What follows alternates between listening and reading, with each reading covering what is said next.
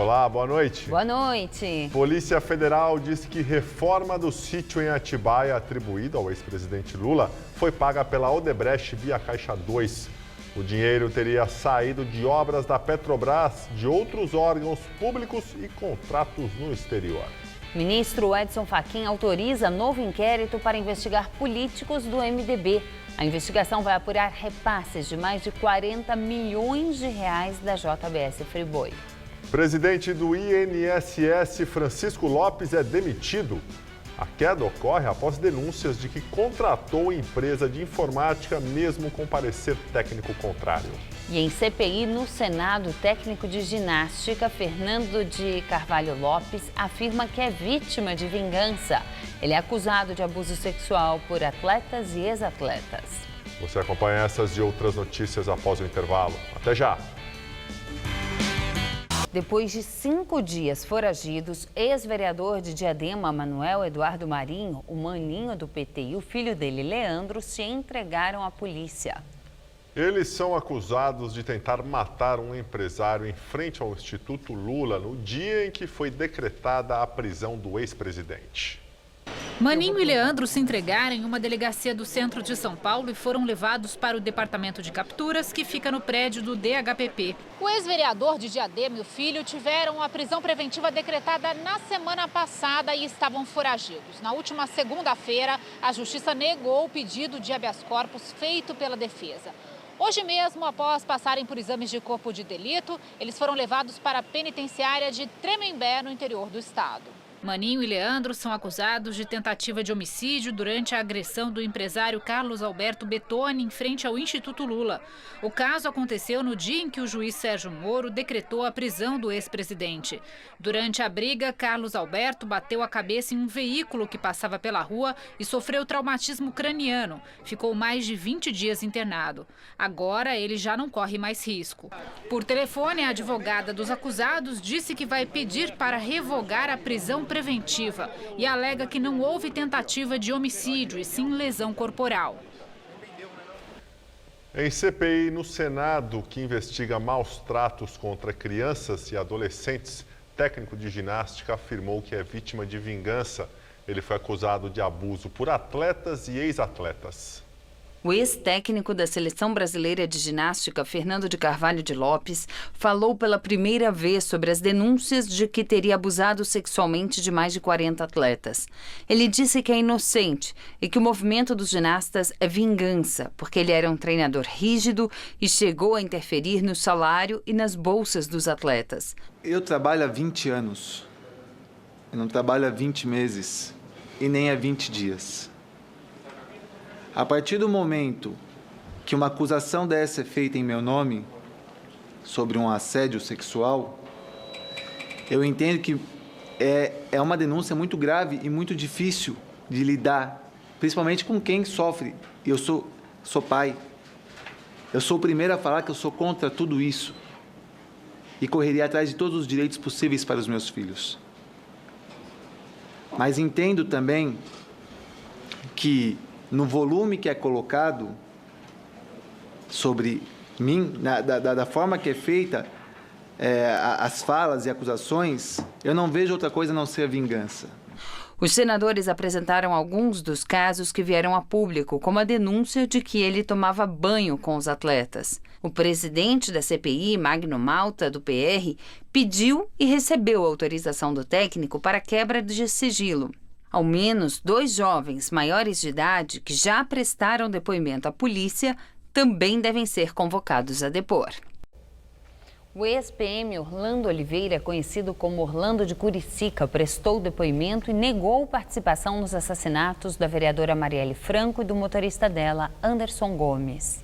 Durante o depoimento, ele explicou a relação que tinha com as vítimas. De acordo com uma testemunha ouvida pelo jornal O Globo, Orlando seria um dos mandantes do crime ao lado do vereador Marcelo Siciliano, do PHS. Os dois negam. Ministro Edson Fachin autorizou inquérito para investigar repasses de mais de 40 milhões de reais da JBS Friboi a políticos do MDB.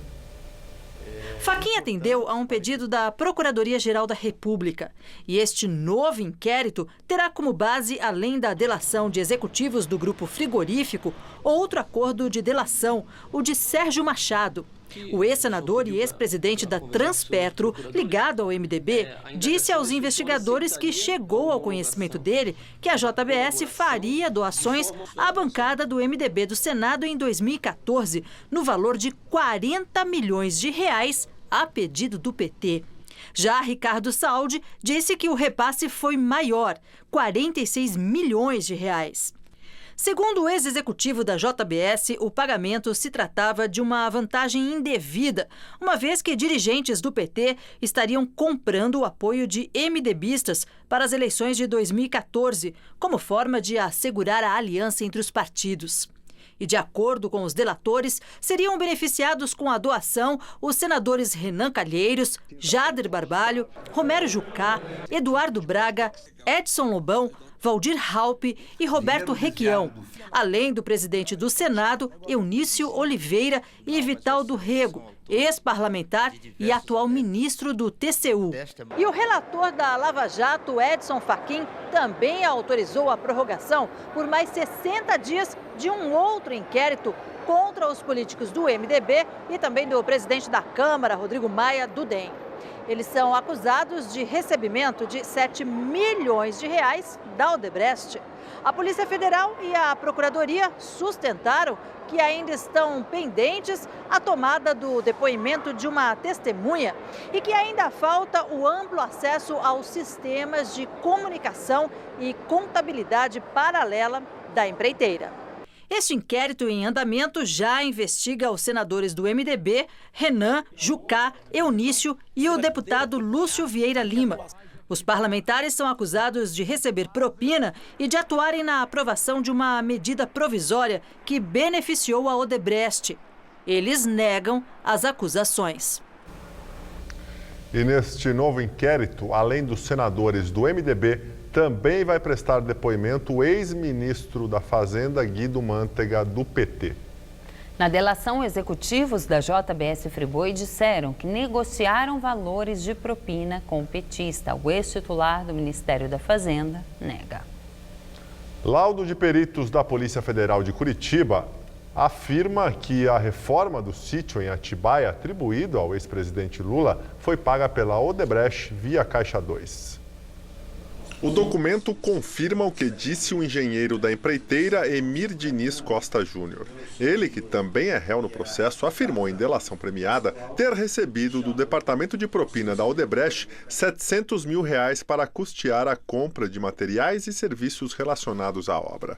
De acordo com os peritos, os dados contidos no sistema de propina da empresa são íntegros e autênticos. E destacam ainda que o Caixa 2 era abastecido com dinheiro de obras da Petrobras, de outros órgãos públicos e contratos no exterior. Esta é a segunda perícia realizada no sistema de propina da Odebrecht por ordem do juiz Sérgio Moro. O documento foi anexado à ação penal em que Lula é réu por corrupção passiva e lavagem de dinheiro na Lava Jato.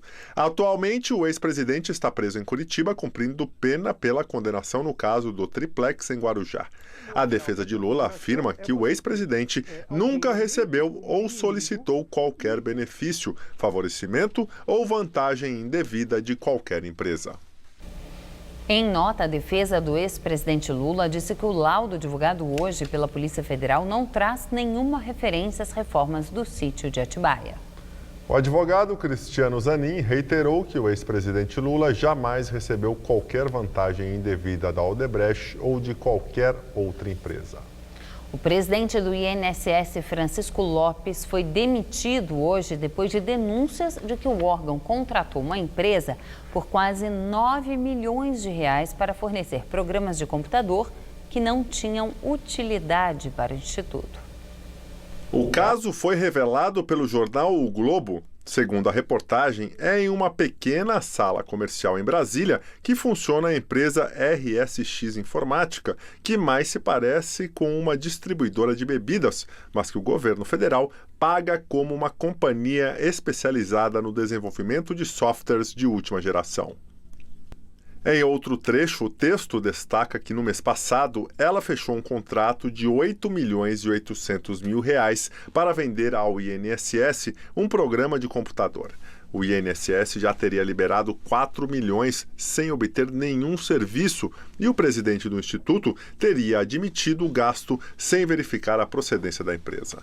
Além disso, um parecer de técnicos do INSS indicava que os programas de computador oferecidos pela RSX não teriam utilidade para o órgão. Francisco Lopes estava no cargo desde dezembro do ano passado. E agora o comentário de Josias de Souza, direto de Brasília. Ele fala sobre a demissão do presidente do INSS. A demissão do presidente do INSS, Francisco Lopes, expõe a linha de montagem que transforma órgãos vitais da administração pública em antros de safadeza. Lopes foi ao olho da rua porque comprou programas de computador numa empresa que funcionava numa loja de bebidas. Esse negócio de bêbado foi orçado em R$8.800.000. Quem é Lopes? É um apadrinhado do líder do governo no Congresso, André Moura, um deputado do Partido Social Cristão, que responde a 8 processos, de improbidade até tentativa de homicídio.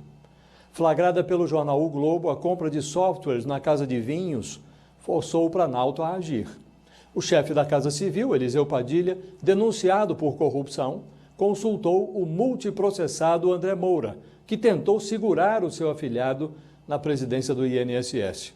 Moura só concordou com a demissão depois que Padilha lhe informou que Michel Temer, também denunciado por corrupção, o autorizou a indicar o substituto do demitido. Numa engrenagem assim, tão apodrecida, nada se cria, nada se transforma, tudo se corrompe. Boa noite. Inquérito no Ministério Público apura pagamento de propina a conselheiros do Tribunal de Contas do Estado de São Paulo. Estão sendo investigados, sob sigilo, Antônio Roque Cittadini, vice-presidente do Tribunal de Contas do Estado, e Eduardo Bittencourt, ex-conselheiro do TCE. Bittencourt chegou a ser afastado do cargo pela Justiça em 2011, acusado de ter enriquecido de forma ilícita. O patrimônio dele, de R$50 milhões, foi considerado incompatível com o salário. Bittencourt conseguiu voltar ao cargo no ano seguinte e depois se aposentou. A suspeita agora é de corrupção na obra da rodovia Carvalho Pinto, que custou quase R$1,5 bilhão e teve 32 aditivos, que alteraram cláusulas, prazos e aumentaram pelo menos 5 vezes o valor do contrato. A estrada, um prolongamento da rodovia Ayrton Senna até Taubaté, é a principal via de acesso ao litoral norte de São Paulo, como alternativa à Dutra. Com início em 1990, as obras foram executadas durante os governos de Orestes Quércia e Antônio Fleury Filho, ambos do PMDB. Foi inaugurada em 1998 na gestão de Mário Covas, do PSDB. A investigação é com base na delação da Andrade Gutierrez na Lava Jato e foi aberta a pedido da construtora que fez acordo de leniência. Executivos disseram que a empreiteira pagou propina aos conselheiros do Tribunal de Contas do Estado de São Paulo para que o órgão não apontasse problemas nas licitações e nos contratos, inclusive com o metrô. O TCE é o órgão que analisa as contas do governo, fiscaliza contratos, convênios e operações que envolvem o orçamento. Os 7 conselheiros que formam o tribunal são nomeados pelo governador. Em outubro do ano passado, um deles, Robson Marinho, virou réu do Superior Tribunal de Justiça, acusado de corrupção e lavagem de dinheiro no que ficou conhecido como caso Alstom, o escândalo de pagamento de propina a governos de vários países do mundo. Marinho teria recebido o equivalente a quase R$12 milhões da multinacional francesa em uma conta na Suíça entre 1998 e 2005. Mesmo afastado do Tribunal de Contas desde 2014, Marinho continua recebendo o salário de R$30 mil por mês. Antes de assumir o posto no TCE, era afiliado ao PSDB e foi chefe de gabinete do governador tucano, Mário Covas. O vice-presidente do TCE, Roque Cittadini, diz que desconhece o teor da suposta delação e do referido inquérito. E o ex-conselheiro Eduardo Bittencourt e Robson Marinho, afastados do Tribunal de Contas, negam as acusações. A Dersa diz que é parte interessada no ressarcimento pelos danos a serem apurados. E o ex-diretor da Dersa, Paulo Vieira de Souza, o Paulo Preto, apontado como operador do PSDB, decidiu que não vai buscar, por enquanto, nenhum acordo de delação premiada. A informação é da colunista do jornal Folha de São Paulo, Mônica Bergamo. Hoje, a Justiça Federal em São Paulo negou o pedido de prisão preventiva dele, que continua em liberdade. Na semana passada, o ministro do Supremo, Gilmar Mendes, foi quem concedeu o benefício de habeas corpus a ele. O ex-diretor da Dersa havia sido preso no início do mês pela Polícia Federal, acusado de desvios em obras do Rodoanel. Empresário Ronan Maria Pinto, já condenado na Lava Jato, pede salvo-conduto ao Supremo para evitar nova prisão. A defesa do empresário de Santo André apresentou o habeas corpus preventivo ao ministro Gilmar Mendes do STF. Os advogados relataram que há real, concreto e iminente risco de prisão. Em novembro do ano passado, ele teve a condenação mantida pela Câmara de Direito Criminal do Tribunal de Justiça de São Paulo em 14 anos de prisão, acusado de liderar um esquema de corrupção no setor de transportes de Santo André, na gestão do prefeito Celso Daniel, do PT, assassinado em 2002. Ronan é dono do Diário do Grande ABC e de empresas de ônibus. Na terça-feira que vem, o TJ paulista vai julgar um recurso de Ronan Maria Pinto. A defesa alega ao ministro Gilmar Mendes que, ao condenar o empresário, a juíza de primeiro grau em Santo André disse que Ronan só poderia ir para a cadeia quando o processo transitasse em julgado, ou seja, quando não houvesse a possibilidade de recursos. No entanto, os advogados do empresário temem que o TJ paulista possa interpretar as decisões do Supremo. Desde fevereiro de 2016, o STF permite a prisão após a condenação de segundo grau, como aconteceu com o ex-presidente Lula, que cumpre pena no Paraná. Na Lava Jato, Ronan Maria Pinto foi condenado pelo juiz Sérgio Moro a 5 anos de prisão e teve a condenação mantida pelo Tribunal Regional Federal da 4ª Região. O caso envolve um empréstimo de 12 milhões de reais ao PT feito no Banco Chaim. A transação foi intermediada pelo amigo pessoal de Lula, o pecuarista José Carlos Bunlai. Parte do valor do empréstimo teria sido enviada a Ronan Maria Pinto. Para o Ministério Público Federal, houve uma suposta extorsão praticada por Ronan contra o PT, no caso do assassinato do prefeito Celso Daniel. Todos negam as acusações. Ronan chegou a ser preso na Lava Jato e pela condenação por corrupção em Santo André. E agora vamos ao comentário de política com Bob Fernandes. Moro homenageado em Nova York. Segundo o painel da Folha, ao menos 7 bancos patrocinaram essa festa. Também a Petrobras, $26 mil cada cota de patrocínio. João Dória, candidato ao governo pelo PSDB, discursou em homenagem a Moro, que posou para fotos com Dória. Criticado, Moro disse, isso é uma bobagem. Em Nova York, Moro palestrou em evento do LIDE, o grupo fundado por Dória, que passou o controle acionário para os filhos. O LIDE tem 1.700 empresas associadas. Associados pagam 10 mil por ano. Sócio Gold Ouro paga 16 mil. Dória foi fundador do CANSEI, movimento de oposição ao governo Lula. Dória se cansou de chamar Lula de corrupto. Durante anos do governo Lula, o LIDE, então comandado por Dória, promovia eventos na ilha de Comandatuba. Empresários pagavam para frequentar tais eventos, onde se reuniam com governadores e ministros do governo petista, que Dória chamava de corrupto.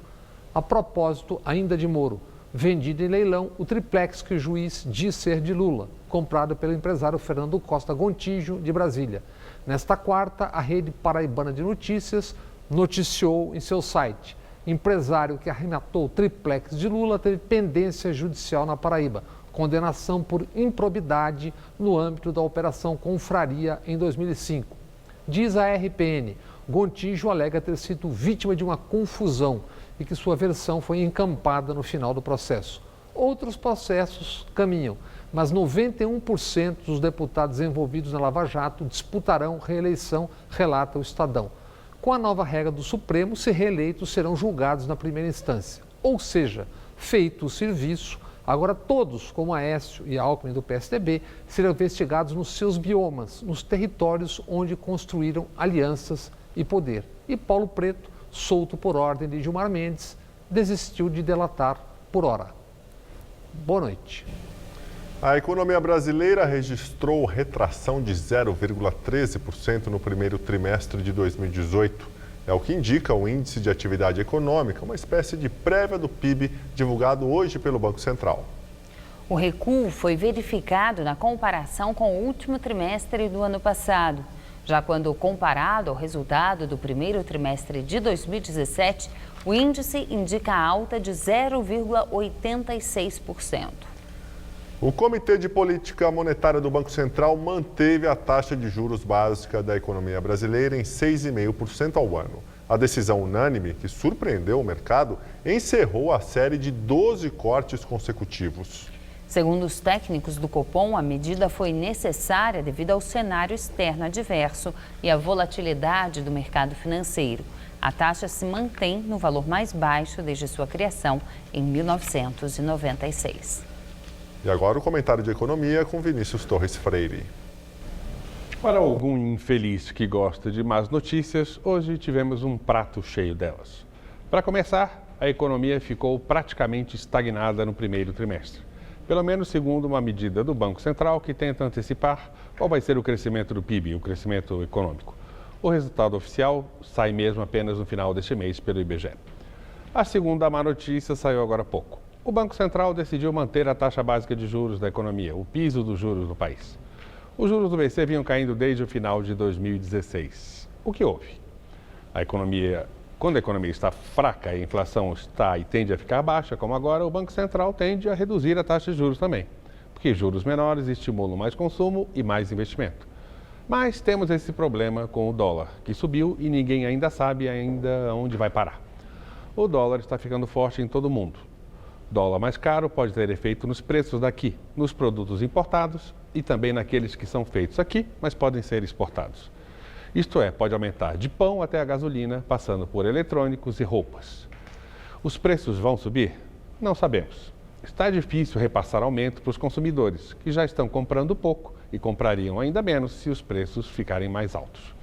Com os juros do Banco Central parando de cair, a economia vai crescer menos? Como o corte de juros seria pequenininho hoje, não vai fazer muita diferença. O problema está em outro lugar. O emprego decente com carteira e salário melhor não está voltando. As empresas estão com medo de contratar e ainda mais de investir em aumento de produção. Os governos não investem quase nada porque estão quebrados e não têm imaginação ou competência para passar obras para a iniciativa privada. Por que as empresas estão jogando tão na retranca? Está difícil de saber direito. Um motivo é a eleição do final do ano. Como ninguém sabe que bicho vai dar e pode dar um bicho bem estranho, as empresas ficam na retranca. Enfim, a recuperação econômica não deu para trás, mas anda ficando tão lenta que a economia mal parece se mexer. Boa noite. E por falar em dólar, a moeda norte-americana subiu mais uma vez e fechou o dia valendo a R$ 3,67. A alta hoje foi de 0,47%. O Hamas afirmou que 50 palestinos mortos nos protestos em Gaza pertenciam ao movimento. Pelo menos 62 palestinos foram mortos por Israel na fronteira da faixa de Gaza desde segunda-feira. Milhares ficaram feridos. Um porta-voz do grupo muçulmano informou que a maioria dos mortos era de membros ou simpatizantes do movimento. Num programa da televisão palestina, o funcionário do alto escalão do Hamas disse que 12 eram civis. Os protestos na faixa de Gaza são contra a mudança da embaixada dos Estados Unidos de Tel Aviv para Jerusalém e pela devolução das terras palestinas invadidas por colonos israelenses. A escalada da violência fez com que o governo turco expulsasse o embaixador e o cônsul de Israel.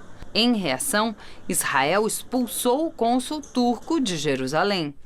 Ontem, centenas de palestinos se manifestaram na Cisjordânia. Ao menos 20 ficaram feridos. O presidente Donald Trump reconheceu incerteza sobre cúpula com a Coreia do Norte, mas disse insistir na desnuclearização do país. Segundo os americanos, por enquanto, os preparativos para o encontro entre Kim Jong-un e Donald Trump continuam. A porta-voz da Casa Branca anunciou que os Estados Unidos também vão continuar a pressionar a Coreia, caso a reunião que está marcada para o mês que vem em Singapura seja cancelada. O anúncio veio depois da ameaça da Coreia do Norte, que considerou uma provocação gratuita os exercícios militares americanos na Península do Sul, piora de relações entre as duas Coreias. O dia até começou com sol aqui em São Paulo, mas à tarde voltou a chover e a esfriar. E será que essa chuva continua? Vamos ver com Mariana Armentano a previsão até sábado.